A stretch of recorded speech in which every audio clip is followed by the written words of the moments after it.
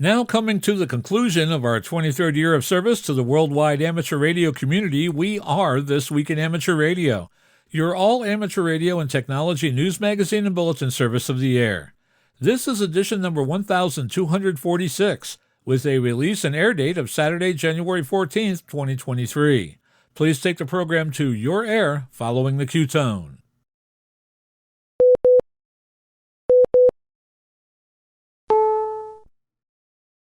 Now coming to the conclusion of our 23rd year of service to the amateur radio community all around the world, we are This Week in Amateur Radio, North America's premier amateur radio and technology news magazine and bulletin service of the air.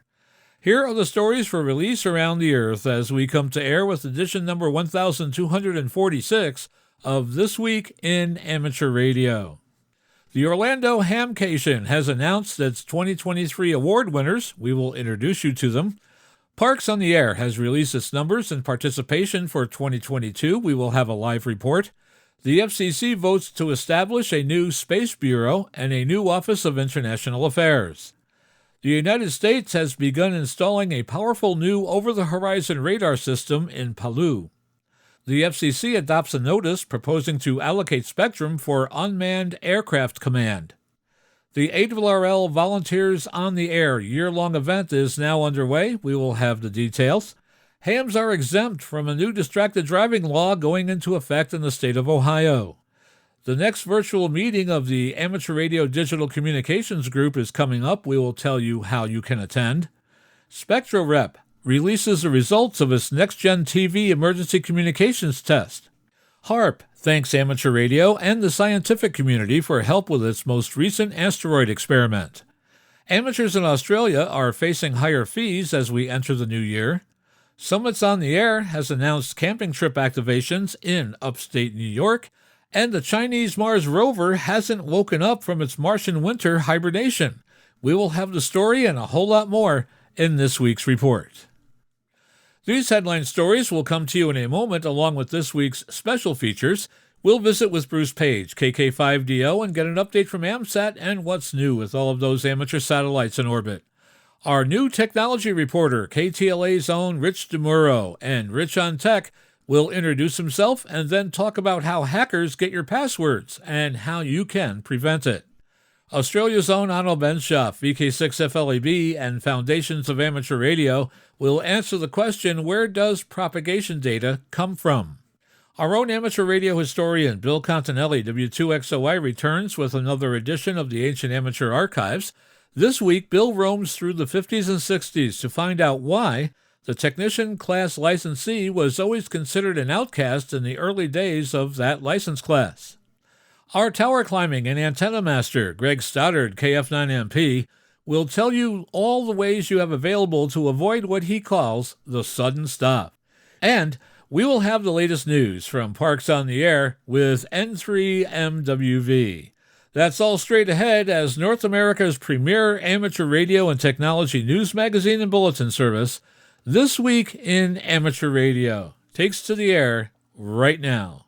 Reporting from our headquarters studio just outside Albany, New York, I'm George, W2XBS. And reporting from the newsroom in Half Moon, New York, I'm Terry Saunders, N1KIN. Reporting live from just outside the capital of New York State in Glenmont, this is Bob, W3BOO, Boo Radio. And reporting from our news bureau just outside Albany, New York, in the Geek Cave studios, I'm Rich Lawrence, KB2MOB. And reporting from our news bureau in Rochester, New York, along the southern shore of Lake Ontario, I'm Dave Wilson, WA2HOY. And reporting from our Troy, New York News Bureau, where the winter doldrums seem to be getting to everyone, I'm Eric, KD2, RJX. And reporting from our news bureau in Fayetteville, Arkansas, where we have found Old Man Winter, and he's really packing a punch. And I'm Will Rogers, K5WLR, ducking for cover. And now with this week's lead story, here is Terry Saunders, N1KIN. Leading off our news this week, just a month ahead of its big event in Florida, the Orlando Hamcation has announced the 2023 Hamcation Award winners. Ken Lyons, KN4MDJ, and Jim Storms, AB8YK, are the 2023 recipients of the Carol Perry Educator of the Year Award. The award is given to individuals who have made outstanding contributions to educating and advancing youth in amateur radio. It was first awarded at Hamcation 2019 to its namesake, Carol Perry, WB2MGP, in honor of her work as an educator teaching students about ham radio. Lyons is an ARRL Southeastern Division Assistant Director for Radio Scouting, and is the trustee of WB4SA, the Central Florida Council's radio scouting program, for activities and opportunities in both the Boy Scout and Girl Scout programs covered by Division II. The program includes 30,000 scouts in 9 counties. Lyons has been licensed since 2018 and now holds an amateur extra class license. On receiving his award, Lyons said, "I was not expecting the award, but I'm honored to receive it." Storms is a co-founder and a current team leader for the Dave Coulter Memorial Youth DX Adventure. He co-founded the Youth DX Adventure in 2010 with Dave Coulter, KB8OCP, now Silent Key. He has been licensed since 2007 and holds an amateur extra class license. He's also an ARRL member and general chairman of 2023 Dayton Hamvention. John Bigley, N7UR, is the 2023 Hamcation recipient of the Gordon West Ambassador of the Year Award. This is the first time the award's been presented. The award honors its namesake, Gordon West, WB6NOA, in honor of his contributions and inspirations to the amateur radio community. Bigley is the ARRL Nevada Section Manager and was chosen as the 2014 ARRL Pacific Division Ham of the Year. He has been licensed since 2003 and holds an amateur extra class license. Bigley's reaction to receiving the award was surprised? Absolutely. Orlando Hamcation has been sponsored by the Orlando Amateur Radio Club since 1946 and is held annually on the second weekend in February. Hamcation has grown to become the second largest hamfest in the world. 2023 Hamcation is February 10th through the 12th and will host the ARRL Southeastern Division Convention at the Central Florida Fairgrounds and Expo Park in Orlando. Visit hamcation.com for more information. That's hamcation.com. Administrators from Parks on the Air have spent the past few days tallying up activator totals for 2022. Here is Matt here, N3NWV from Parks on the Air, with all of the details. Howdy, POTA folks. I'm Matt, N3NWV, and this is the December 22 monthly POTA update, which is our 2022 year-end wrap-up. So instead of December statistics, let's talk about how 2022 stacked up against 2021. In terms of total activations, there were 141,477. That's a 195% increase over the previous year. 7,187 activators participated in these activations, which is a 171% increase over 2021. In total, 14,818 parks were activated, a 134% increase over 2021. These parks are spread out across 72 DXCC entities, a 147% increase over 2021. And drumroll please, we logged over 6.26 million QSOs in 2022. That's a 220% increase, more than double what we logged in 2021. And as you might expect with the maturity of the POTA program, a lot of the growth is happening outside of the United States. In IARU Region 1, we had 5,940 activators. That's a 418% increase over 2021. 4 times as many activators in Region 1. Mike Zero, Oscar, Victor, Golf was the most active activator with 257 activations. And Echo Alpha 2, Echo Zulu topped the QSO list with just shy of 46,000 total contacts. Fantastic numbers for Region 2 outside of the continental US as well. 11,630 activations represents a 267% increase over 2021. The gold stars go to Hotel India 8 Delta with 973 activations. Pretty impressive. And Victor Echo 3 Tango Hotel Romeo with just over 37,000 total QSOs. Last but by no means least, Region 3's 8,780 QSOs represents a 283% increase over 2021. Juliet Fox 7, Romeo Juliet Mike made a clean sweep of both activations and QSOs with 468 and 21,700 respectively. Now those are some fantastic numbers any way you slice it, but where does it leave POTA the program as a whole? Well, as of January 8th, 2023, when this is being recorded, The POTA program is just a couple shy of 32,000 registered users. There are slightly more than 37,000 total park entities defined in the database. There are 81 DXCC entities with parks defined, and all 81 of them have at least one activation logged. 17,600 parks have been activated at least once. There are 8,930 unique call signs in the list of activators. There are more than 343,000 unique call signs listed as hunters in the QSO table, and that QSO table lists 11.3 million total POTA contacts. There are obviously a whole lot of people who are active in POTA. We thank each and every one of you. You all are the key to making this work and making it enjoyable for everybody. There are, however, a select few whose dedication to POTA goes above and beyond what most of us are able to pull off, and those are the winners of our Bailey Sprott Park-A-Day Challenge. By the end of 2022, 24 were left standing in the hunter category for the Bailey Sprott Park-A-Day Challenge. Collectively, these 24 operators accumulated well over 100,000 QSOs, and each and every one of them worked over 1,000 parks. Very well done to all 24 who completed the challenge in the hunter category, and thanks for your dedication to sitting in front of that radio all 365 days. And finally, the moment you've all been waiting for, we have 6, count them 6, survivors of the activator version of the Bailey Sprott Challenge. These 6 intrepid individuals managed to get out there and do a POTA activation all 365 days of calendar year 2022. Those 6 are Kilo 4, November, Yankee Mike, Bill, Kilo Bravo 3, Whiskey Alpha Victor, Carrie, Kilo Delta 4, Mike Zulu Mike, Eric, Kilo Echo 8, Papa Zulu November, James, November 2, November, Whiskey Kilo, Dell, and Whiskey Charlie 1, November, Robert. If you hunt parks on the air, the odds are that you've worked one, if not all 6 of these activators.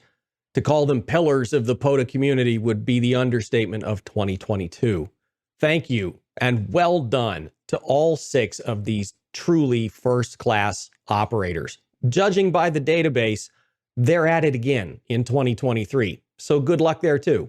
So that'll put a wrap on our wrap-up of 2022. Thanks one and all for your participation and help with the POTA program.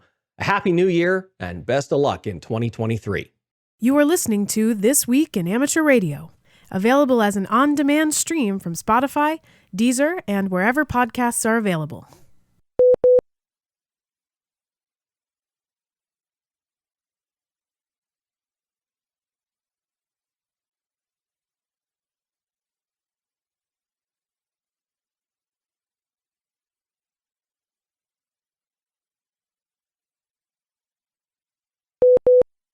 ARRL's year-long operating event, Volunteers on the Air, or VOTA, began on New Year's Day, January 1st, 2023.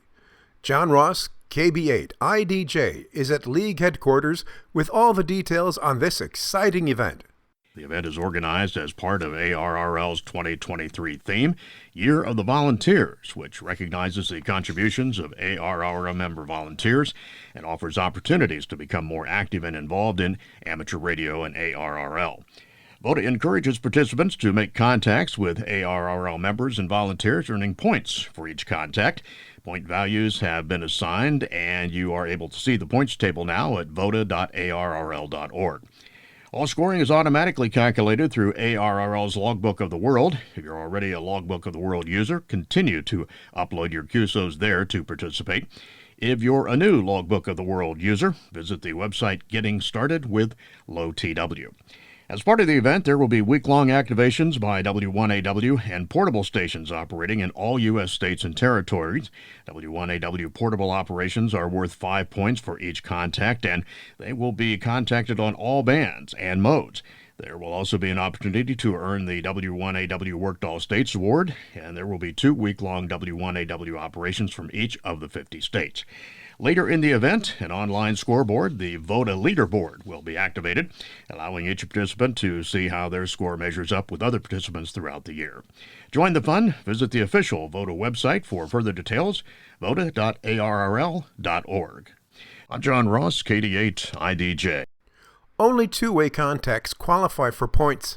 However, crossband, cross-mode, and repeater contacts are not valid.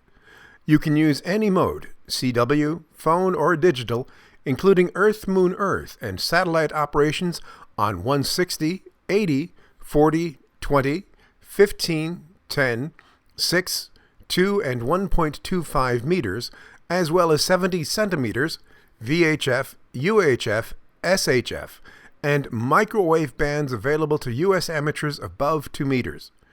2190, 630, 60, 30, 17, and 12-meter band contacts are not counted for credit in this event.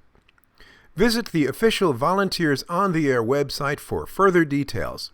That address again is vota.arrl.org.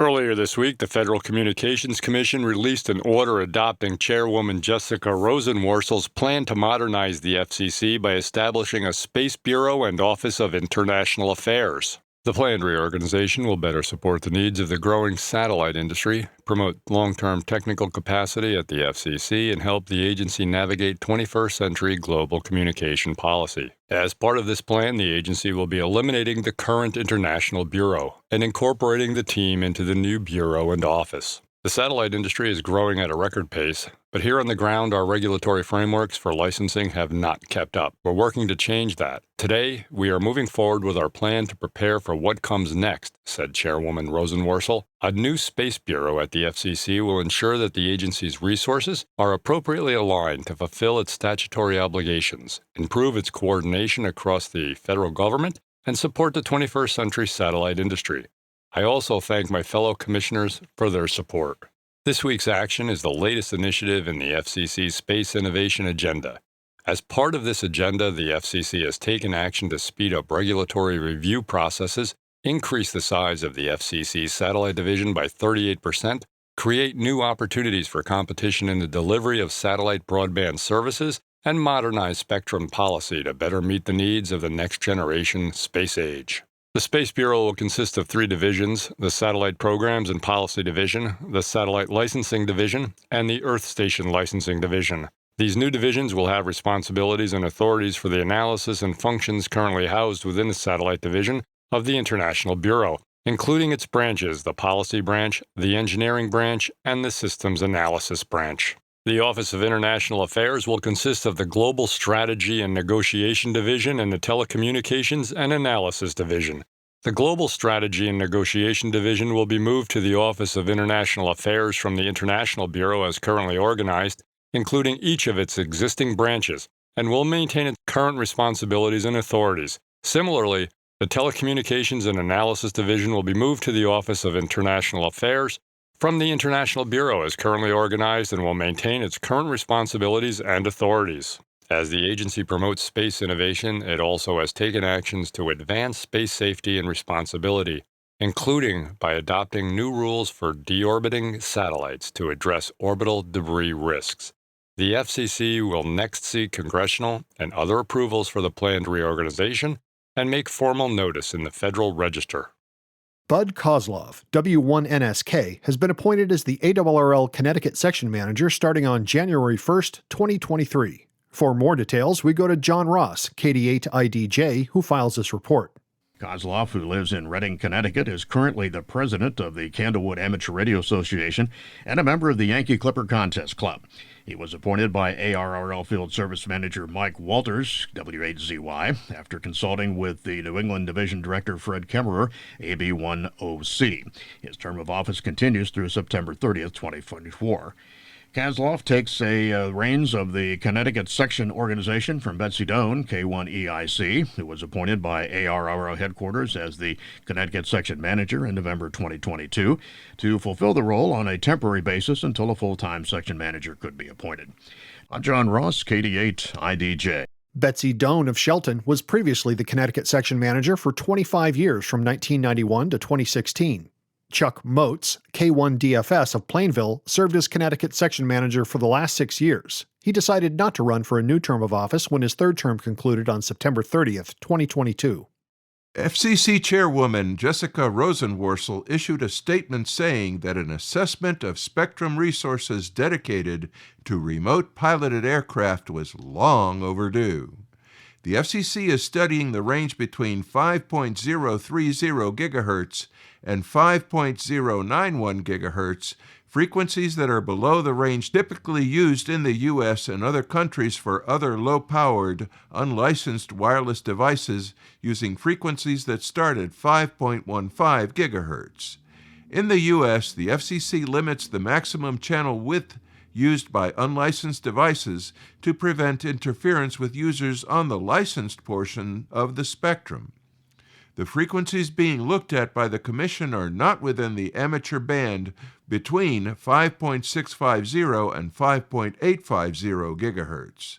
The FCC collaborated with the Federal Aviation Administration and the National Telecommunications and Information Administration and developed the notice within the federal government's Interdepartmental Radio Advisory Committee process.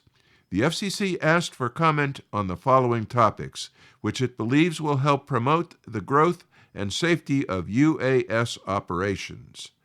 Examining the FCC's proposal to adopt service rules permitting UAS communications links in the 5.030 to 5.091 GHz band and whether it will provide the reliability necessary to support safety-critical UAS communications.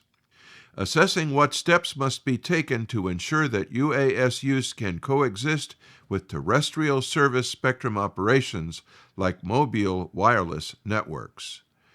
Requiring UAS operators to obtain licenses in the aeronautical very high frequency band of 117.975 to 137 MHz to communicate with air traffic control and other aircraft while maintaining the integrity of the band. Promoting the safe integration of UAS operations in controlled airspace and facilitating flight coordination. Those involved in the unmanned aircraft industry should consider participating in the FCC's proceeding. The FCC is likely to provide spectrum that will be a critical input for remote pilots to communicate with UAS, but the specific terms of the rules will affect how unmanned aircraft systems may be manufactured and operated. The chairwoman said that the FCC also acknowledges that unmanned aircraft are also vital to first responders and in disaster recovery and wildfire situations. She said the proposal was developed with input from the National Telecommunications and Information Administration and the Federal Aviation Administration. Comments and reply comments will be due 30 days and 60 days respectively after the notice is published in the Federal Register. You are listening to North America's premier news and information service for the amateur radio hobbyist. We are This Week in Amateur Radio.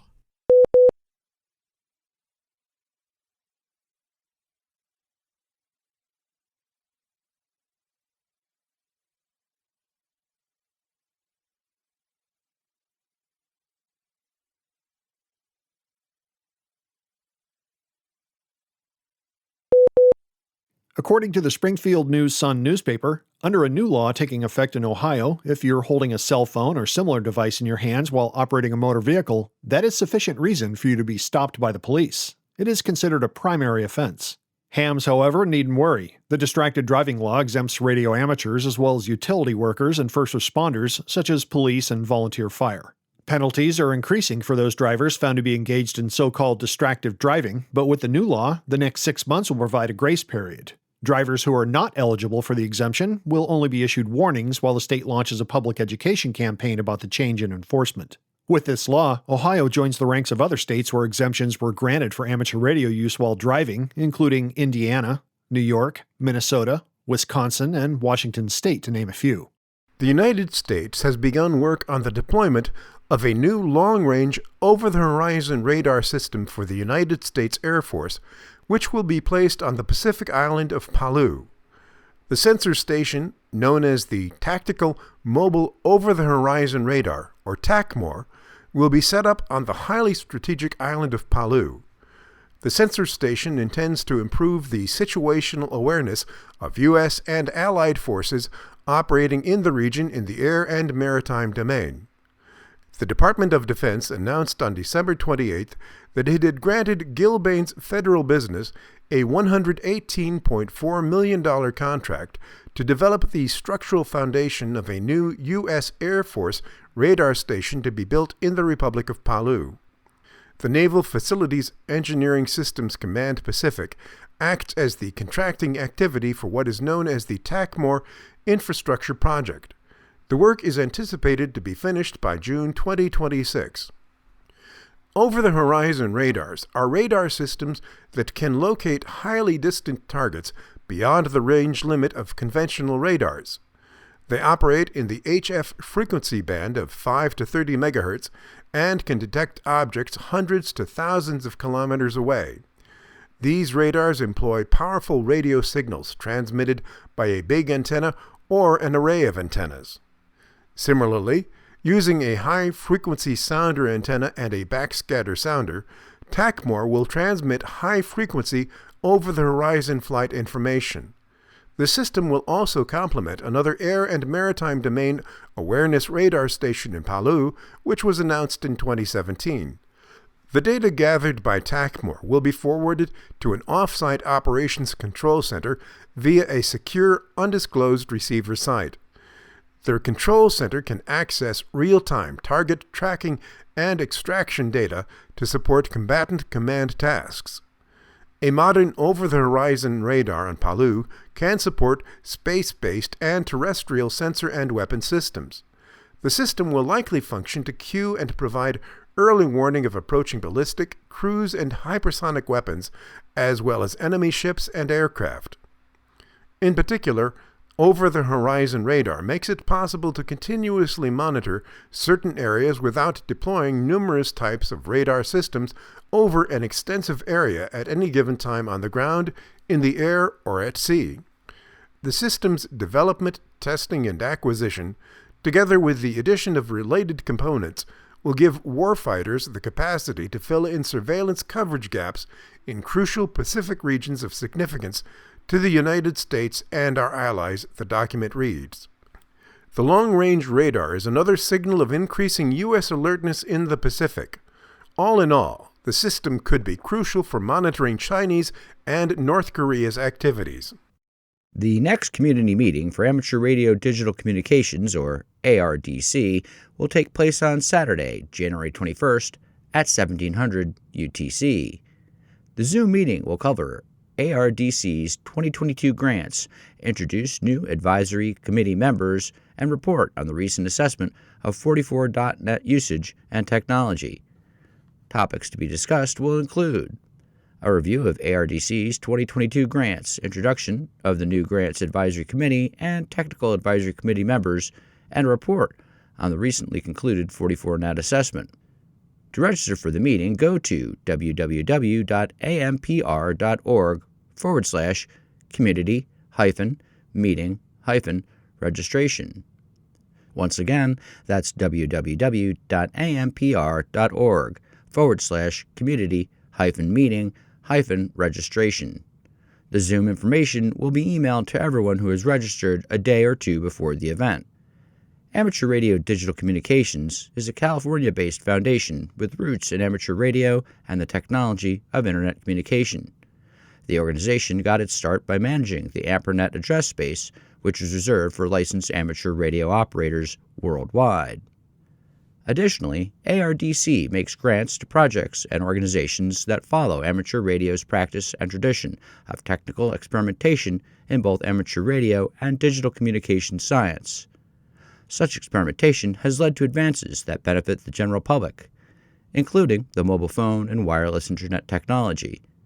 ARDC envisions a world where all such technology is available through open-source hardware and software, and where anyone has the ability to innovate upon it.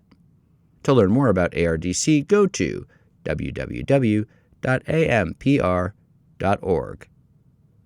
A frosty landscape surrounded the antennas at the High Frequency Active Auroral Research Program site in Gakona, Alaska on Tuesday, December 27, 2022. The High Frequency Active Auroral Research Program, or HAARP, conducted its latest ionospheric experiment of bouncing radio signals off an asteroid passing near Earth's orbit. Amateur radio operators and radio astronomy enthusiasts were invited to monitor the test and send the results to HAARP for analysis. While the results of the experiment will take several weeks, Jessica Matthews, HAARP program manager, said the help was greatly appreciated. So far, we have received over 300 reception reports from the amateur radio and radio astronomy communities from 6 continents who confirmed the HAARP transmission. HAARP officials say the results of the experiment could aid efforts to defend Earth from larger asteroids that could cause significant damage. We will be analyzing the data over the next few weeks and hope to publish the results in the coming months, said Mark Haynes, lead investigator on the project and a radar systems engineer at NASA's Jet Propulsion Laboratory in California. This experiment was the first time an asteroid observation was attempted at such low frequencies, he said. This shows the value of HAARP as a potential future research tool for the study of near-Earth objects. The University of Alaska Fairbanks operates HAARP under an agreement with the Air Force, which developed and owned HAARP but transferred the research instruments to the University of Alaska in August of 2015. We may only be in January, but 2 clubs in the northeastern United States are already deep in the planning stages of campouts that combine eyeball QSOs with summit activations. The Northeast Summits on the Air Club has scheduled its first campout for the spring. Hams will be meeting up in Woodstock, New York, which is nestled in the Catskill Mountain region. The campout will take place between May 19th and May 22nd. Amateurs will be able to use one of the 45 campsites available at the Woodland Valley Campground. There is also an option to bring an RV. The club is advising early reservations for those planning to attend. Meanwhile, east of the Catskills, campers are also looking forward to returning to the White Mountains of New Hampshire for the 6th annual W1 Soda Campout. These Summits on the Air enthusiasts will be gathering from June 1st to June 5th. One of the organizers, Bob, AC1Z, writes on the Summits on the Air Reflector, "Join in for the entire 4-night campout or for as many nights as you can, or just stop by for a while. You can email Bob, AC1Z, for further details or just to let him know about your plans." 3 of the 4 new astronauts on February's planned launch of the SpaceX Crew 6 mission to the International Space Station are amateur radio operators. Pilot Warren Woody Hoberg, KB3HTZ, Commander Stephen Bowen, KI5BKB, and Mission Specialist Sultan Al-Nayad, KI5VTV. They'll join Mission Specialist Andrew Fadev on board the SpaceX Dragon spacecraft Endeavour. The spacecraft will be atop a Falcon 9 rocket, and while a launch date has not been selected, the earliest date would be mid-February 2023. All crew members have learned about amateur radio on the International Space Station, received guidance on studying and testing, learned how to operate the ARIS radios, and the basics on the air protocol for ARIS team members at NASA's Johnson Space Center. The crew will be able to participate in ARIS using the ham radio station on the International Space Station to contact schools and other educational institutions. ARIS is a cooperative venture of international amateur radio societies and the space agencies that support the ISS. In the U.S., participating organizations include NASA, the ISS National Lab, ARRL, the National Association for Amateur Radio, and AMSAT. You are listening to This Week in Amateur Radio, available to download as a podcast from anywhere on the web podcasts are available.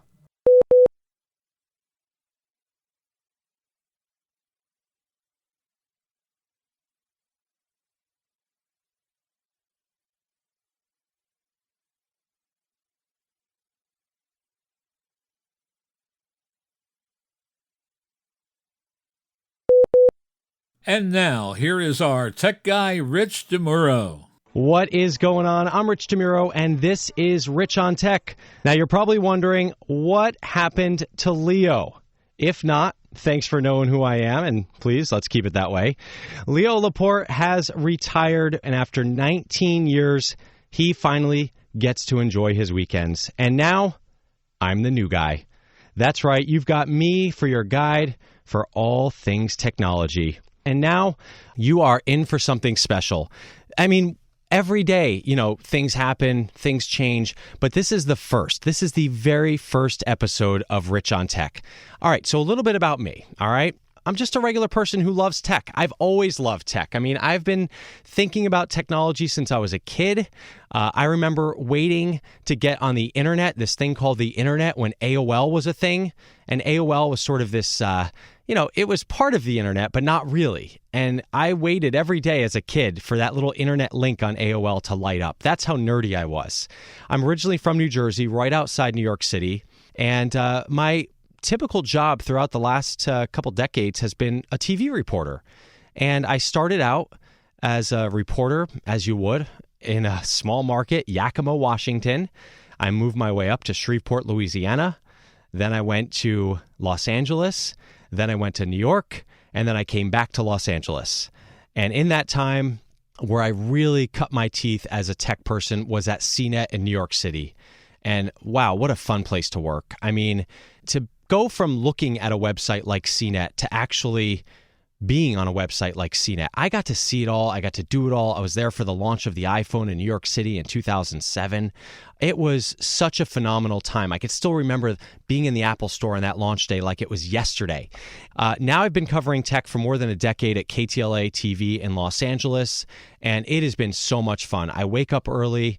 I talk to people. I've traveled around the world doing my job to countries including China, including Japan, Ireland, England, Spain, Portugal. I mean, you name it, I've seen tech in different places. And what I love about that is that, we grow up here in America and we see how we do things. But when you go to other places, you see how other people do things. And it could be a little bit different than the way we do stuff. So it gives you depth. It gives you perspective. I mean, I don't have all the answers. I don't wake up and just know everything there is to know about technology. I explore and I figure it out. And I also know the ways to figure this stuff out. And that really helps me out. I'm on a journey just like you with all of this stuff. I get a gadget for Christmas and I got to figure it out just like you. I've got a wife, I've got 2 kids, I've got a full-time job. I've got a lot to juggle. And, reading the manuals has never been my forte. I kind of like to figure it out as I go along. And in 2023, I'll be figuring out how to get organized. Like digital photos and files, they become a mess, just like yours have, I bet. I've got Google Drive, I've got Apple cloud storage, I've got my phone, I've got all kinds of things in different places. And I want to figure out, how am I going to dedupe? How am I going to organize? That's my goal this year. Also, how to become more productive, how to keep track of my notes. I've been journaling on a daily basis, which is really fun. What's the best to-do list app? I've been trying to figure that out. My hope with this show is to inspire you. It's to make you smile. It's to make you think. But one of the biggest problems I see is hackers getting passwords. And 99% of the time, we hand over our passwords to the hackers through a phishing attempt. And those phishing emails that you get, you're listening to a tech podcast, so you may be a little more savvy than a lot of people. But the fact is, you've got someone in your family or friends that is not as savvy as you. And these are the people that fall for this stuff. And it's your grandma, it's your mom, it's your dad, it's a friend, it's a relative. And these are smart people that are doctors, they're lawyers, they're architects, they're journalists, they're teachers, whatever. They're smart in their aspect. They may not be as tech savvy as you are or as I am. And that's what happens. So what happens is you get this email and there's some sort of what this expert I talked to calls a stressor event. Hey, you gotta change your password right now, or your account was just logged in from somewhere. You need to help, lock this down, or your Amazon account was just used to purchase this. So you better go in and fix that. And before you know it, when you try logging in to fix it, they've already taken your password and they're off and running. And they're messing things up, and they're somehow either, screwing with your stuff, or they can do a lot of damage. So what do you want to do? You want to make sure that you do not fall for that social engineering. Don't get tricked. So learn to spot the signs of a phishing email. Sometimes it's not always that easy. So, and tell your friends and family members about this. That's the other thing. It's like, educate your friends. Talk about this stuff. I know you're out to a beer with your friends. Like, just say, hey, do you know how to spot a phishing email? Because I think you should know. And just, see the reaction on their face and be like, I know, I listen to Rich on Tech. That's what he talks about. The other way that your password gets out into the wild is when a website is hacked. And this has happened to me many times. You sign up for one website, they are hacked, and next thing you know, that password and email combination is floating around on the web. It might be on the dark web, it might be a little tough to access, but these hackers know how to find this information. And then they go ahead and they try that password and username on a whole bunch of different websites. Common websites, you might use Gmail, they try it there. Yahoo, you might try it there. They might try it on a banking website, and they just keep going. And of course, they're not sitting there necessarily trying to log in. They're using automated systems that can do this stuff very fast in a big way. And so this expert I talked to, Roger Grimes, by the way, who is an excellent expert from the software training company or security awareness training company KnowBe4, he said that twice a year your password is probably stolen from a website that you belong to. And this is why you don't want to reuse the same password over and over. People say, I've got my password, I use it, it's the same password I've had for years. Don't do it. I mean, literally, you're putting yourself at so much risk if you're reusing the same password over and over. It's just not worth it. Take the 5 minutes to sign up and understand how to use a password manager. Take the 5 minutes to turn on two-factor authentication. The first thing that I ask people when they get hacked, I say, did you have two-factor on? They said no. I've been talking on the news about two-factor authentication now for 10 years. And still, when I ask people, a lot of people have not turned it on. Turn it on, set it up. The best way to do it is with an authentication app. Look up one of those. Microsoft offers one. Google offers one. There's a couple other companies that offer them. That's the best way to do it, so you're not tied to your phone number. Let's see, what else? This expert was telling me that the passwords that you think you make up that you think are tough for hackers to guess are very easy. They can guess 16 to 18 character human-created passwords all the time. Now, if you're using a password manager, if it's a totally random password, as far as they know, 11 or 12 perfectly random passwords are uncrackable at this point. So that's why when you've got all those crazy passwords on the... Sorry, if you hear some commotion in the background, we are fostering 2 kittens right now, and they are just running all over the room. So it's... they're getting into this playful state. When we first got them, we had to nurse them to health.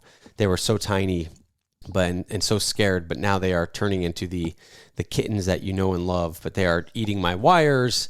They are playing around. They're just put your mouth on that USB-C cable. Okay, climb on my router. The one kitten is now that we've got 2. The kitten is sitting on top of my Eero, so I'm sure the Wi-Fi signal just took a big nosedive. Let's see what else. They are cute, though, I will say. It's a lot of work, giving them medicine and all this stuff, but it is cute, and it's fun to do. The kids love it. Okay, where was I? So the passwords that you want to use from a password manager, 11 or 12 characters, going to be perfect, going to be a good password.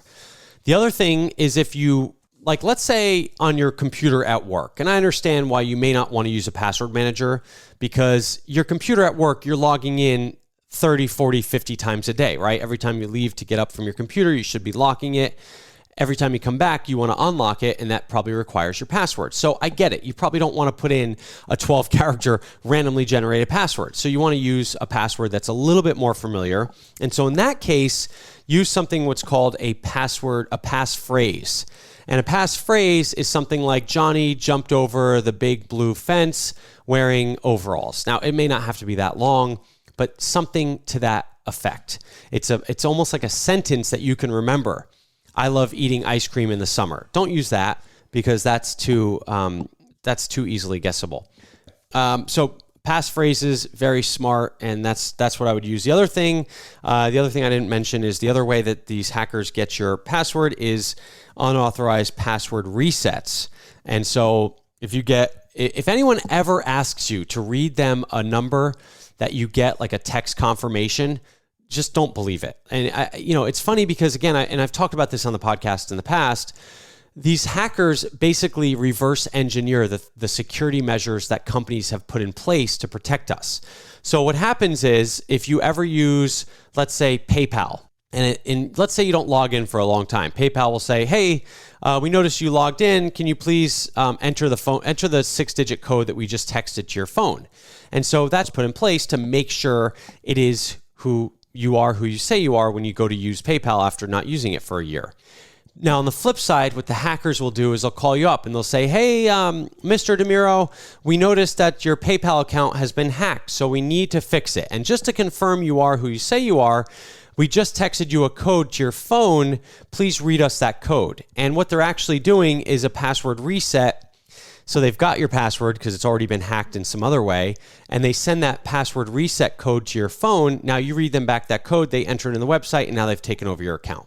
So that's another way that they get access. You just have to be on your toes. And this stuff, I'm telling you, is just stuff. This is why I talk about it, because you just have to know about it. It's very tricky. And that's what they do, is they really try to trick you. So be on the lookout for that kind of stuff. Are you ready for another excursion into amateur radio history? This is Bill Continelli, W2XOY, and I'll be back in a moment with another installment of the Ancient Amateur Archives. We pause for stations along the network to identify. We are This Week in Amateur Radio, available as a direct download on our website at www.twiar.net.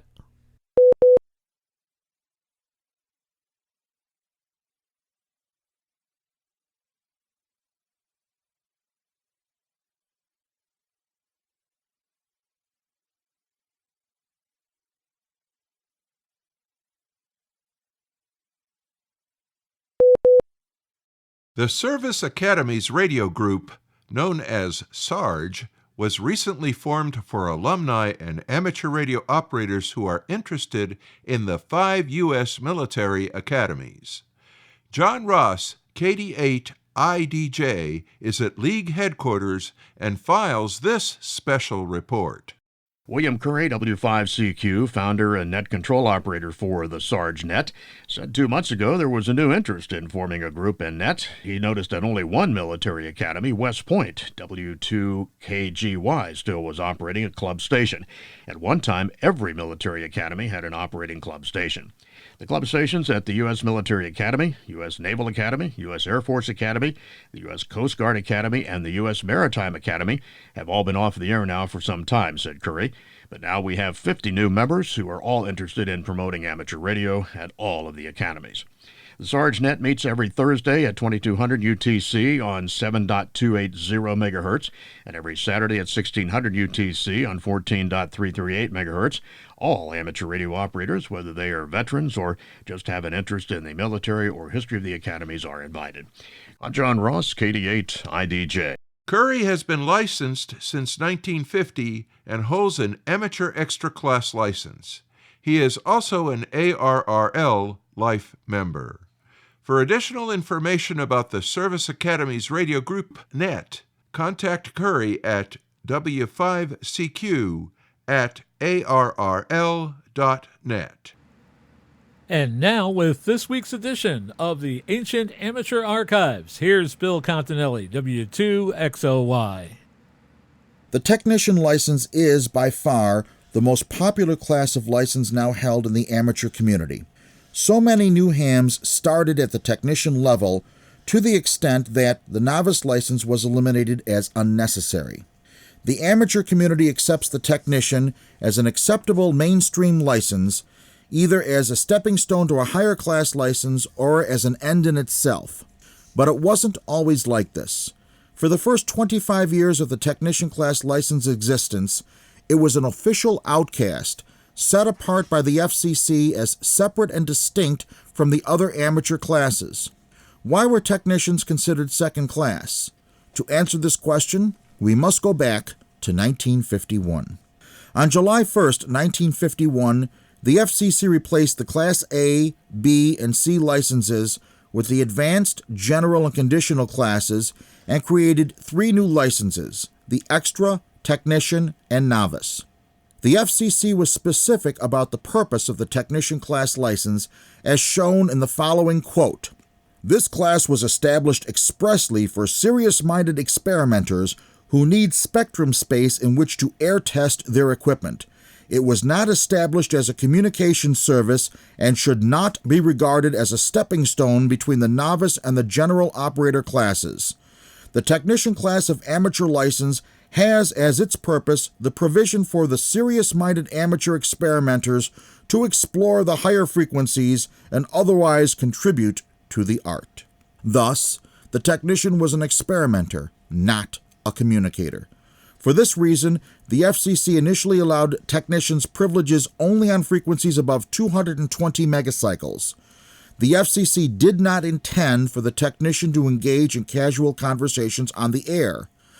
Other than allowing the technician to simultaneously hold a novice license, which at that time was valid for only 1 year and non-renewable, it was expected that the technician operator would stick to experimentation, not communication.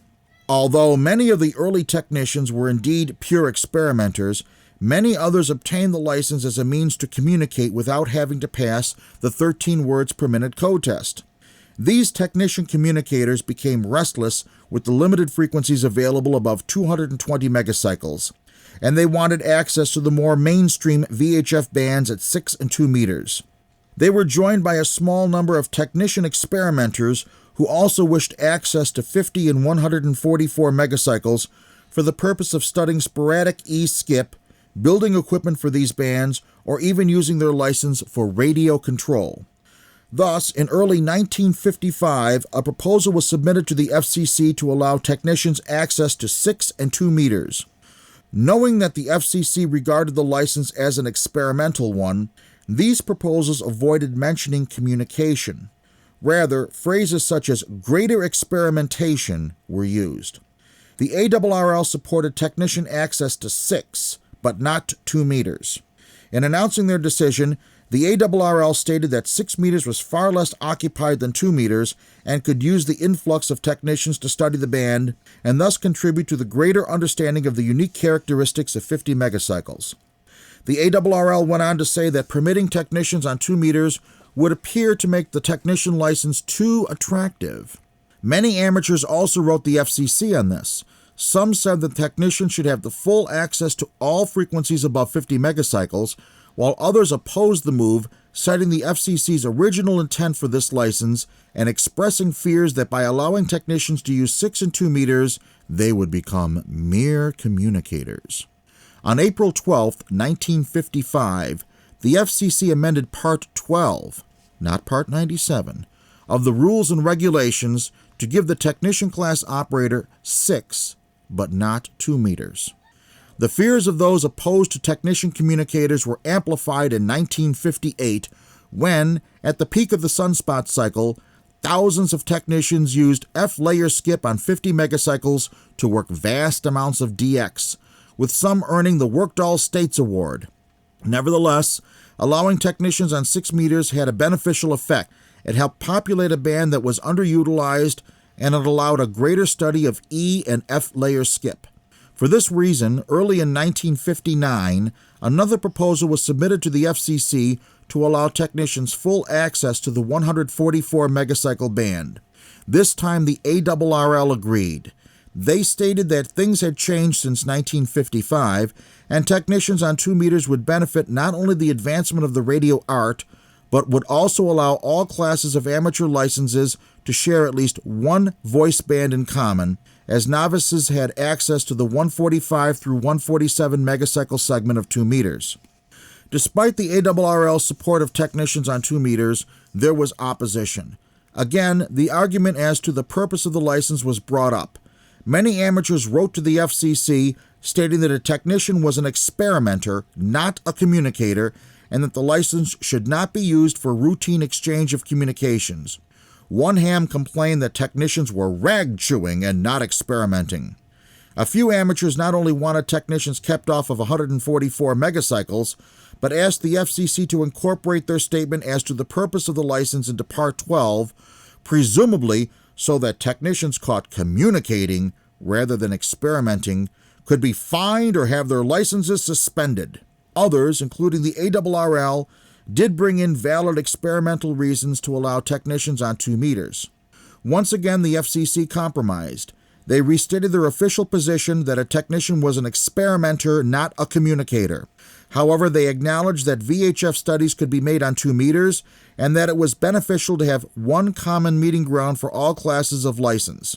Thus, on August 21, 1959, Part 12 was amended to allow technicians access to the 145 through 147 megacycle segment of 2 meters, the same subband that the novices had. And so, technicians entered the 1960s as a distinctly second-class license. They were not eligible for RACI station authorizations. They could not hold many ARRL appointments.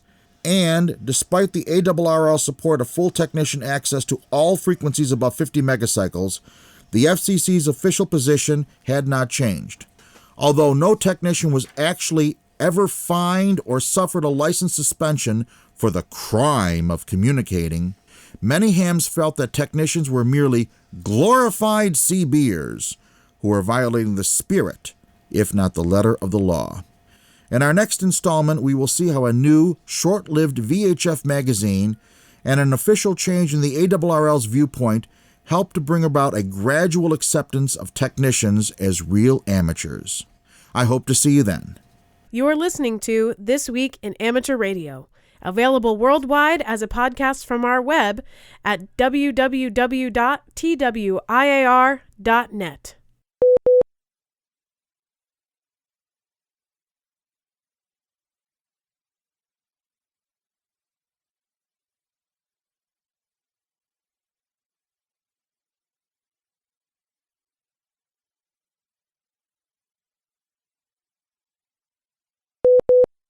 Bruce Page, KK5DO, has found his weekly AMSAT report. And did you know you are now able to earn worked all zones on satellite? The current FM satellites for the U.S. only allow you to work about 16 CQ zones. Jump on IO117 Digital, and you can work the others. Hector W5CBF earned WAZ satellite number 42 exactly doing that. This also means that you are able to earn DXCC on satellite by augmenting your contacts with some digital ones. This week, Paul N8HM worked the linear transponder on FO118, which has a 15-meter uplink and a 70-centimeter downlink. He used an FT817ND to an Alex Loop Walkham portable magnetic loop with only 5 watts. Sounds like a very nice portable station for that satellite. Remember, the satellite also has an FM transponder. And January 24th is the second anniversary of the UVSQ sat. The FM transponder will be turned on with no PL tone, 145.905 megahertz for the uplink, and 437.020 megahertz for the downlink. It is time for the Propagation Forecast Report, brought to us each week by Tad Cook, K7RA, in Seattle, Washington, who reports this week that sunspot numbers are up and geomagnetic disturbances are down. What could be better? Okay, maybe cycle 19, but that was 66 years ago and by far the all-time largest sunspot cycle.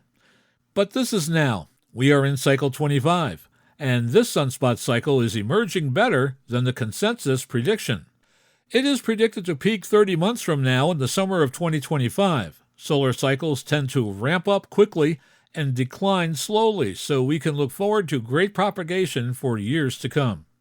There were 6 new emerging sunspot groups in our reporting week, January 5th through the 11th. The first 2 appeared on January 5th, the next on January 8th, another on the 9th, and 2 more on January 10th. The average daily sunspot number rose from 97 to 135.9, and the average daily solar flux from 157.8 to 181.2 compared to last week. The average daily planetary A index declined from 15.4 to 6.7, and the middle latitude A index went from 10.9 to 6.1. Large sunspot groups on the sun's far side, detected by helioseismology after the beginning of this year, showed that the region of active heliographic longitude gradually approached the eastern limb of the solar disk. Solar activity increased after their arrival. Solar flux rose from 146 on January 2nd to 195 on January 11th. Compare the solar numbers to last year. A year ago, the average daily sunspot number was only 42.4 versus 135.9 now, and the average daily solar flux was 101.6 versus the reading of 181.2 now. 10 and 12 meters now have openings every day. So taking a look at the predicted solar flux, it'll be 210 on January 14th, then 208, 206, and 204. When was the last time we saw these numbers? On January 15th through the 17th. 200 on January 18th and 19th, then 180, 160, 130, and 135 on January 20th through the 23rd, and it'll be 140 on January 24th through the 26th. Looking at the predicted planetary AN dice, it'll be 10 and 8 on January 13th through the 15th, 5 on January 16th through the 17th, then 10, 8, 10, and 8 on January 18th through the 21st, 5 on January 22nd through the 24th, and then 8, 22, 12, and 8 on January 25th through the 28th. In radio sport contesting, January 11th through the 17th, the VHF-UHF FT8 activity contest continues. January 14th, the YBDX contest, that's phone. On January 14th through the 15th, the UBA PSK 63 prefix contest, that's digital. And on January 14th through the 15th, the North American QSO party, that is CW.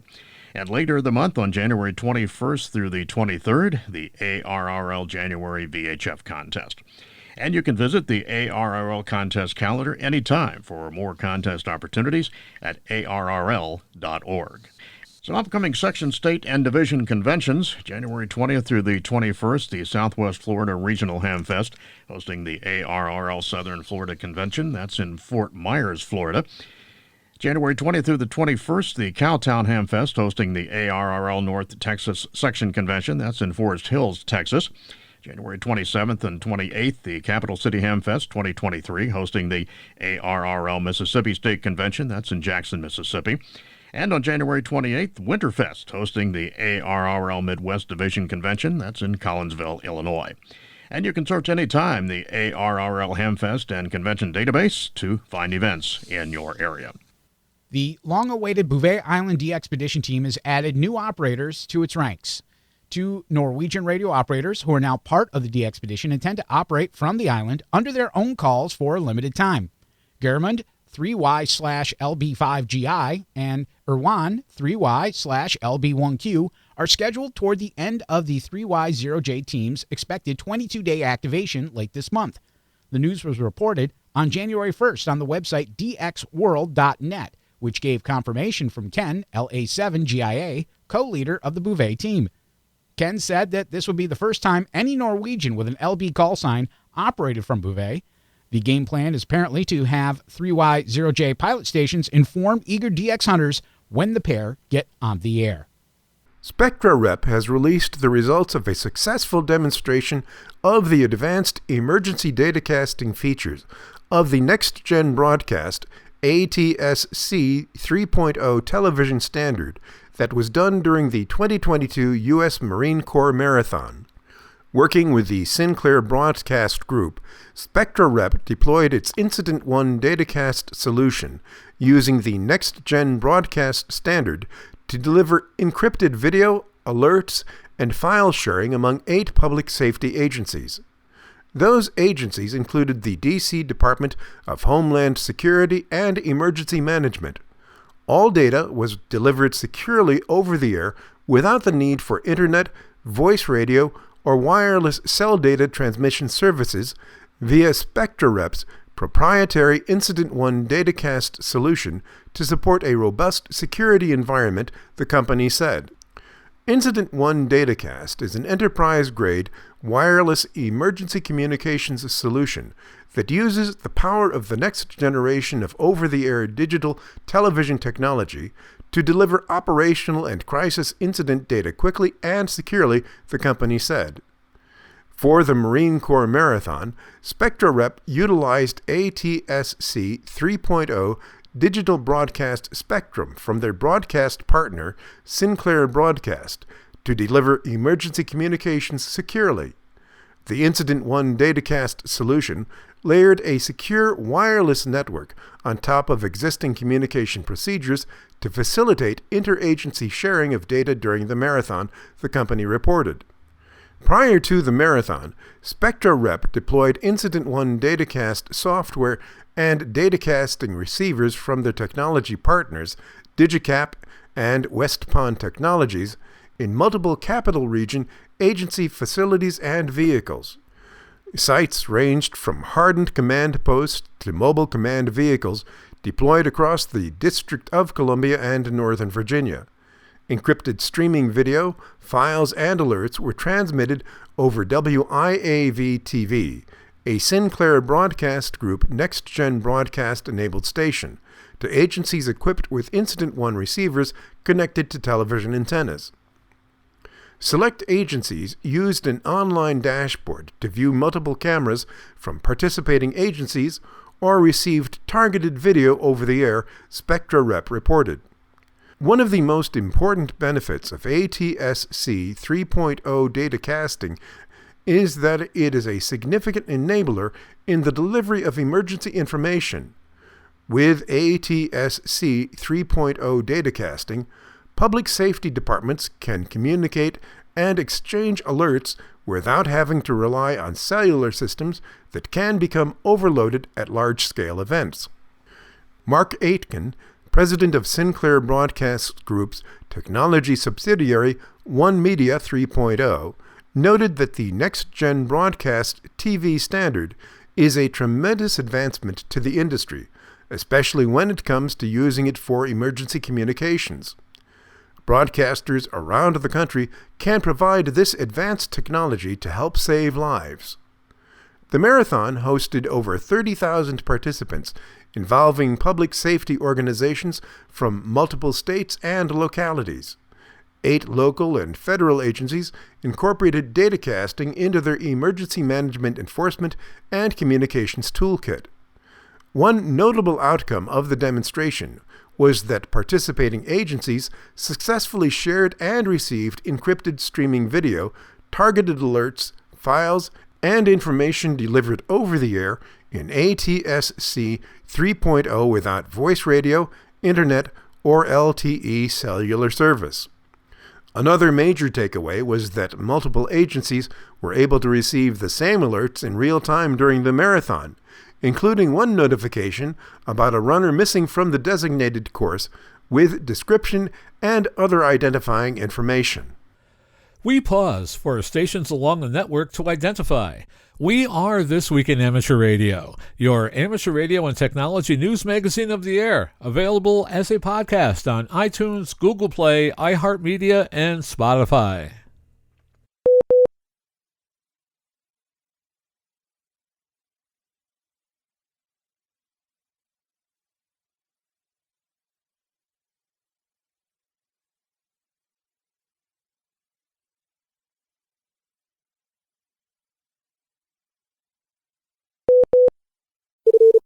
Foundations of Amateur Radio.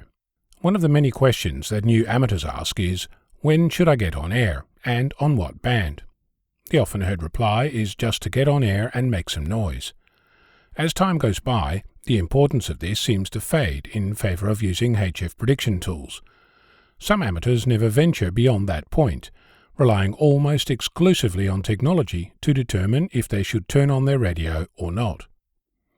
If you search the internet for current HF conditions, you'll end up with dozens of sites boldly claiming to provide precisely that information, some even using the label real time.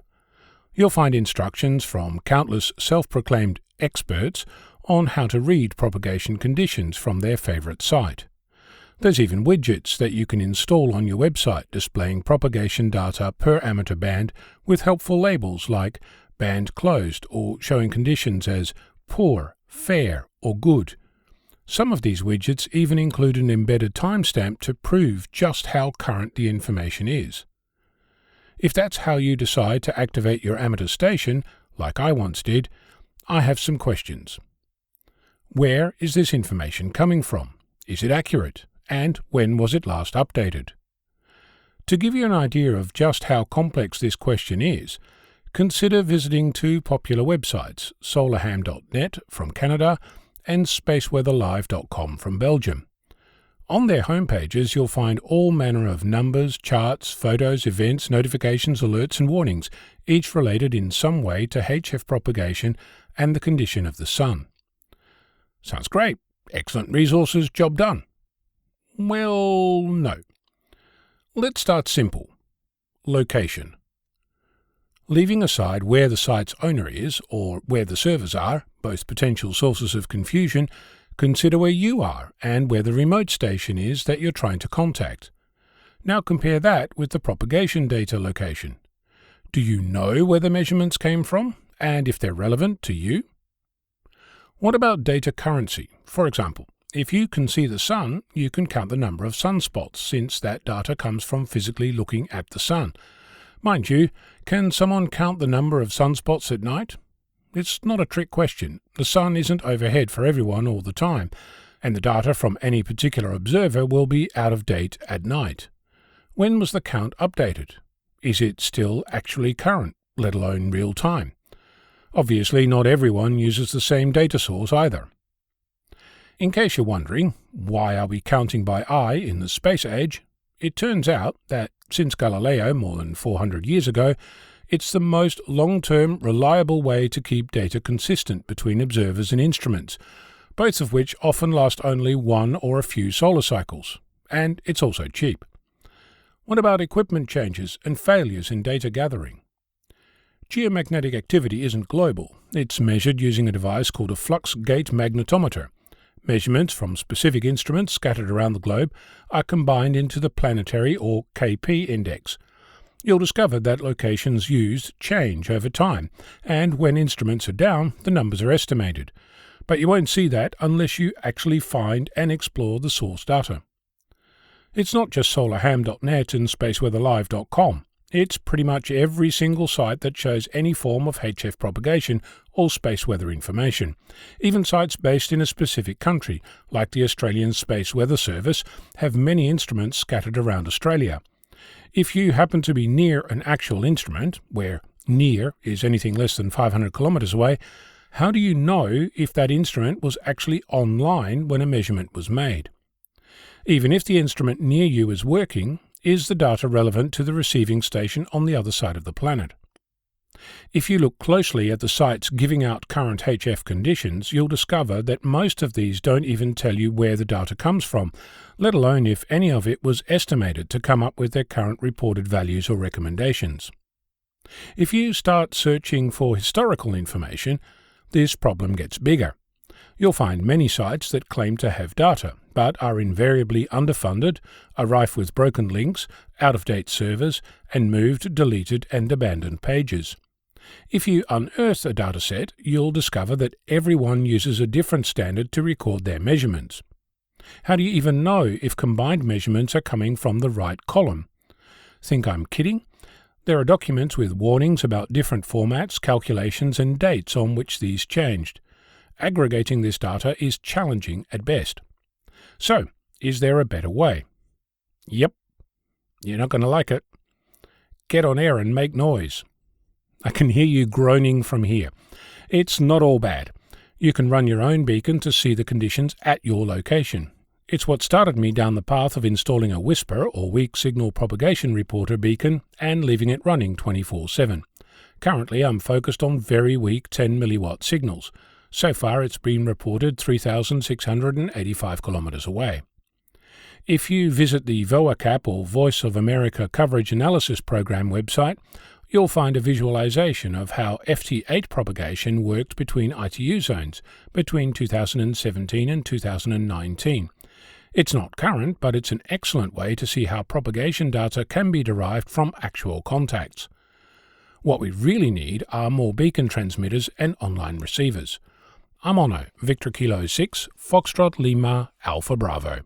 According to the Wireless Institute of Australia, hams in Australia will begin paying higher fees for amateur radio services from the Australian Maritime College starting on Monday, February 6th.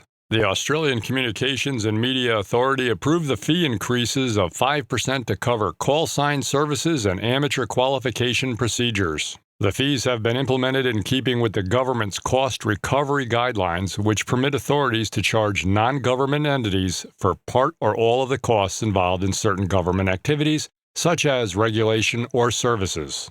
The Australian Maritime College manages amateur radio exam services for the ACMA at the proficiency levels of Foundation, Standard, and Advanced license classes.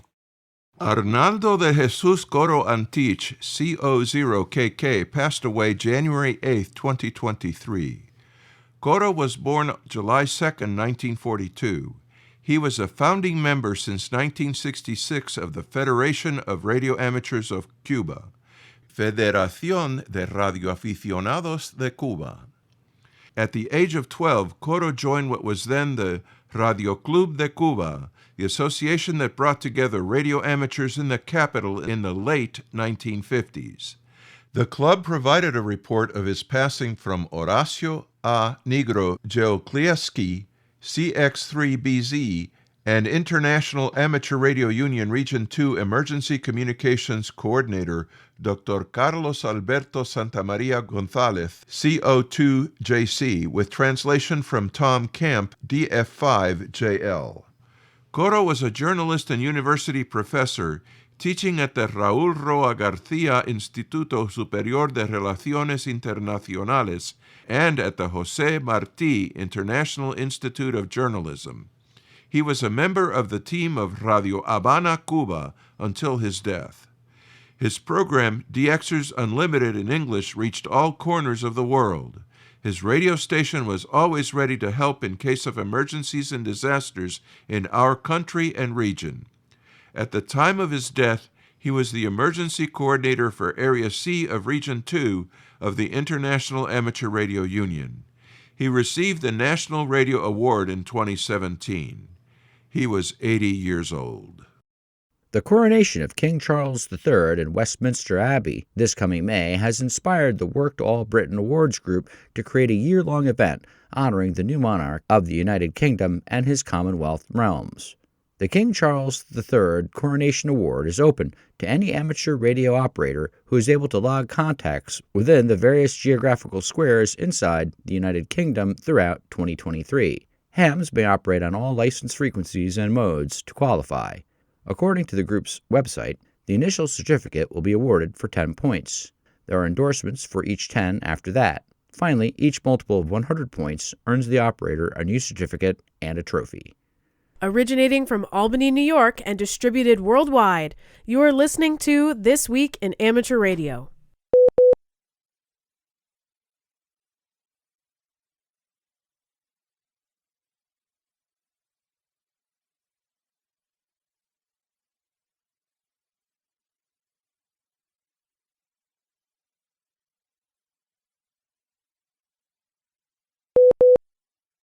Goodbye, Bluetooth, the most common short-range wireless data exchange technology, as it's now set to face the threat of extinction unleashed by a scientist from Bankura, India, with his newer micro device that's set to serve the digital gadgets soon.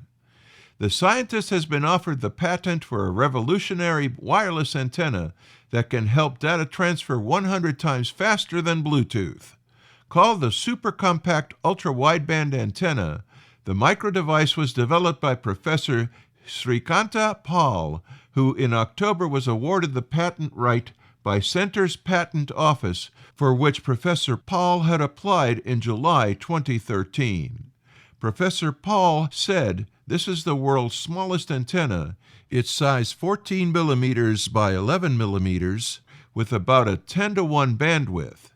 It has almost a constant impedance bandwidth, gain, and omnidirectional radiation pattern." An event known as Winter Heat started on January 1st and is running all month here in the United States. Winter Heat would suggest a name that contradicts itself. Instead, Winter Heat has grown to stand for an event that presents increasing opportunities for all amateur radio operators in the United States, especially those with a technician class license. Now, in its fourth year, the month-long Winter Heat challenges amateurs to become active in the FM simplex band segments on VHF and UHF. The activity also attracts operators on simplex DMR, D-Star, and Fusion. One of the organizers, John Fulton, K9AI, said that Winter Heat started mostly in Illinois in 2019, but has since spread to other Midwestern states and outward toward both coasts. John said that last year's event drew amateurs' participation in 38 states for a total of 134,000 contacts. Winter Heat makes its web-based logging and reporting system available to registered operators, and those operators can also view real-time statistics and propagation. Licensed hams who are interested in being part of Winter Heat this year can register to participate by signing up at hamactive.com. A well-known contester and leader in the amateur radio community has become a silent key. Known worldwide for personal contributions to groups advancing amateur radio, Fred Lown, K3ZO, was also an accomplished contester who was inducted into the CQ Contest Hall of Fame in 1993. Fred, a resident of Temple Hills, Maryland, became a silent key on January 3rd after falling ill in mid-December. According to various reports, at the time of his death he had been diagnosed with an infection and COVID. A member of the ARRL's Maxim Society and a life member of the League, Fred had been a director of the Yasmi Foundation, which helps fund projects advancing amateur radio. His lifelong commitment to ham radio began in 1952 when he got his first license and was assigned W9SZR as his call. A retired Foreign Service officer, Fred was a member of the First Class CW Operators Club and the A1 Operator Club.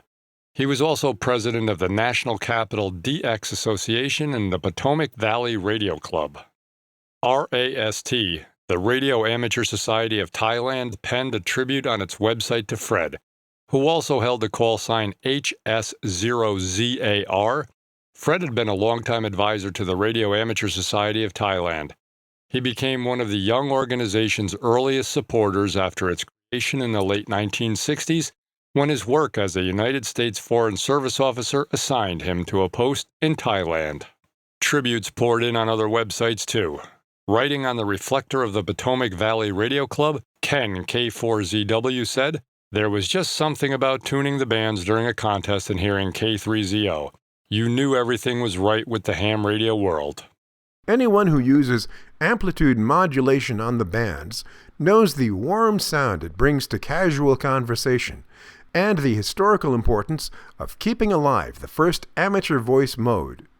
The AM Rally, an annual celebration of this mode, is returning to HF and 6 meters from February 3rd through to the 6th. It's not necessary to have a boat anchor for full carrier amplitude modulation. Modern radios, including software-defined rigs, as well as military radios, modified broadcast radios, and homebrew models are capable of helping operators take part in this event. Information about logging your contacts and noting your rig and your output power class can be found on the website amrally.com. There are suggestions on how to prepare, as well as a guide to where and when you can find the most active AM action going on, from 60 to 160 meters. AM cannot be used on 60 meters in the United States, however. As organizer Clark, N1BCG, said, "It's a great opportunity for newcomers to try the first phone mode and for experienced ops to be the AM ambassadors."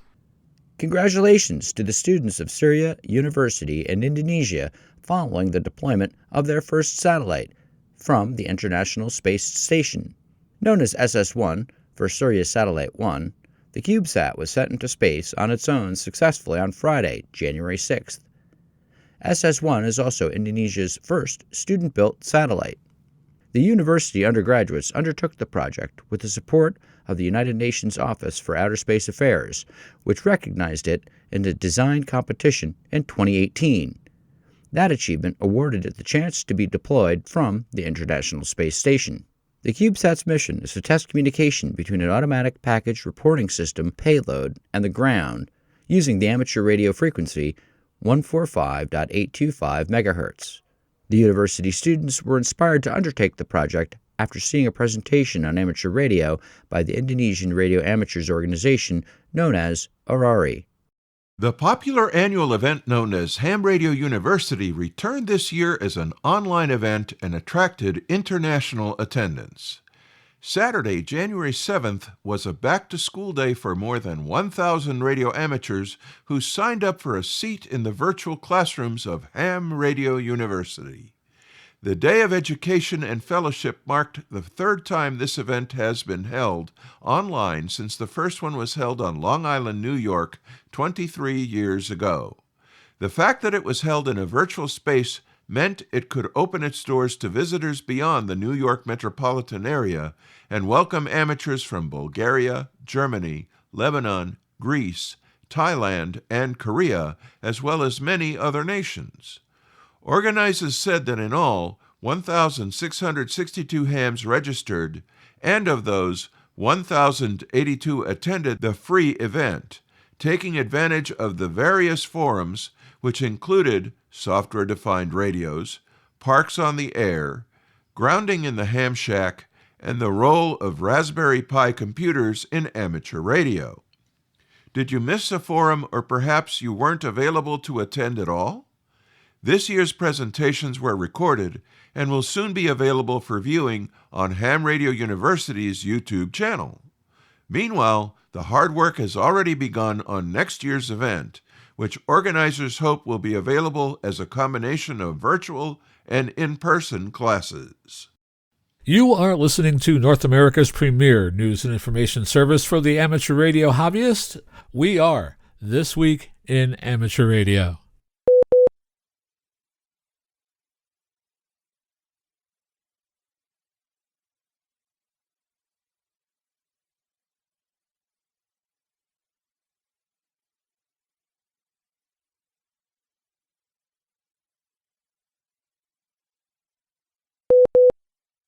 And now, with his segment on how to successfully compose a public service announcement to promote your radio club meeting or hamfest on local broadcast radio, here is Arizona's own Greg Stoddard, KF9MP. Every year, professional and amateur tower climbers fall to their deaths. In most cases, these accidents were avoidable. Not too long ago, people in my community were shocked when a commercial tower climber fell to his death.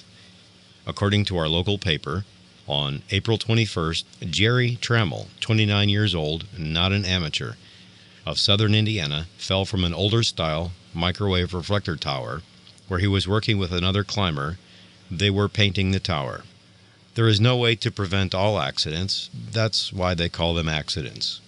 As a tower climber, we can reduce them by following some simple safety guidelines. No matter if you're climbing up or down, a simple climbing procedure can dramatically reduce the risk of falling. The cost for this added safety is a slower rate of climb. First off, use the proper commercial climbing belt and attachment gear. Secondly, always wear a commercial climbing shoulder harness. Join the harness to your belt. And lastly, use a similar strap from your harness and attach it to the tower, but always to a different placement on the tower from your belt. This way, no matter which one fails, the other one is more than strong enough to hold your weight and that of your gear and cargo. With a dual strap attachment, you can climb up or down with two straps and always be attached to the tower. Using this method, the only thing that can injure you is a total failure of the tower or a near direct lightning strike. This may slow your vertical movement, but ask yourself this question. If I misplace a clamp, can I flap my arms fast enough to slow my fall to a safe speed? Let's review this simple procedure one more time. You will use two climbing straps to attach to the tower. Always clamp these two straps to different places on the tower, never to the same tower part. From a standstill, unhook one strap and step up one or two rungs until the other strap is around your knees. Then clamp the first strap as high as you can reach. Now, reach down and unhook the lower strap. Step up until the now higher strap is about knee height, and reach up and clamp on with the loose one. By using shoulder harness and waist belts and using this method, you will always be connected to the tower while climbing. Remember to follow the dual attachment safety rule while clamped onto the tower when you intend to let go of the tower and lean fully into your belt. Always clamp onto two different places. When using duplicate strap attachments, you effectively reduce the chances of a fatal fall by nearly half. That's a cheap and cost-effective insurance policy you can write for yourself. Remember, tower work at any height can easily become deadly. Clear, sober minds must be in charge. Money spent on books, videos, and climbing gear is well worth the investment. This is Greg Stoddard, KF9MP, reporting for This Week in Amateur Radio. And finally this week, the Chirong Mars rover went into hibernation in May 2022 to allow it to survive the Martian winter's low temperatures, dust storms, and sandstorms. Unfortunately, something appears to have gone awry. According to unnamed sources, teams on Earth have yet to receive a signal from the rover following its hibernation. Although it's unclear what the problem is, the source stated that sandstorms have seriously weakened Zhirong's capacity to use its solar panels to generate power. The Tianwen-1 orbiter has also stopped responding, which makes matters worse. Before acting as a relay for the rover's communication, the orbiter first explored potential landing sites for Zhirong. Since then, the Tianwen-1 orbiter has been conducting research on its own, including mapping and surveying the Red Planet. A Beijing-based source said ground control had encountered difficulty when downloading the latest data from the orbiting probe, which is equipped with 2 cameras, South China Morning Post wrote. Amateur radio operators have even noted that the Tianwen-1 ground stations appear to have stopped attempting to communicate with the orbiter. Tianwen-1 is China's first self-sustaining interplanetary mission. The probe, a hybrid orbiter, lander, and rover, launched from Earth on July 23, 2020, in the midst of the COVID-19 pandemic. Tianwen-1 successfully entered orbit around Mars in February 2021 after traveling 292 million miles from Earth. 2 other major missions, the NASA Perseverance rover and the Hope satellite from the United Arab Emirates, also arrived at Mars days before Tianwen-1. All 3 launched within a window of opportunity when spacecraft launched from Earth would go to Mars faster and more effectively. However, there will be a lot for all 3 missions to do on Mars. Various satellite missions, including the Mars Reconnaissance Orbiter, Mars Express from the European Space Agency, and several Mars rovers from NASA may have discovered signs of water on or beneath the surface of the planet. However, the Zhirong rover and the Tianwen-1 orbiter will both employ radar technology to look for even more proof of water pockets on Mars. Tianwen-1, like many space explorations, has a philosophical component. The term Tianwen, which is derived from the name of a well-known poem by one of the greatest poets of ancient China, Chu Yan, means questions to heaven, according to the team that developed the probe. The problems with Zhirong and Tianwen-1 have not yet been addressed by the Chinese Space Agency. Many of the news and information items heard in this edition of This Week in Amateur Radio have been provided by the American Radio Relay League, the ARRL Audio News Service, and the ARRL Letter, AMSAT, the Radio Amateurs of Canada, the Shortwave Listening Post, the Federal Communications Commission, the Radio Society of Great Britain, and Ofcom, the South African Radio League, the International Amateur Radio Union, the Wireless Institute of Australia and the Australian Communications and Media Authority, the New Zealand Association of Radio Transmitters, the Amateur Radio Newsline, the Rain Hamcast, Eric Guth for Z1UG and QSO Today, QRZ.com, the Rich on Tech podcast, courtesy of Premier Networks, the International Telecommunications Union, the 425DX News, Parks on the Air, and the Soda Reflector, and various news sources on the Internet. This Week in Amateur Radio is heard around the world on the Internet, on low-power FM stations, and on great repeater systems like the WB3GXW repeater on 147.225 MHz in Silver Springs, Maryland, serving all of Silver Springs and also covering the nation's capital, Washington, D.C. WB3GXW can also be found on Echolink Conference Server node 6154. If you are a This Week in Amateur Radio affiliate and you would like us to give a free on-air announcement of your station's carriage of the program, please send us an email with the station location, call sign, coverage area, and day and time you air This Week in Amateur Radio, plus any other information you would like us to impart.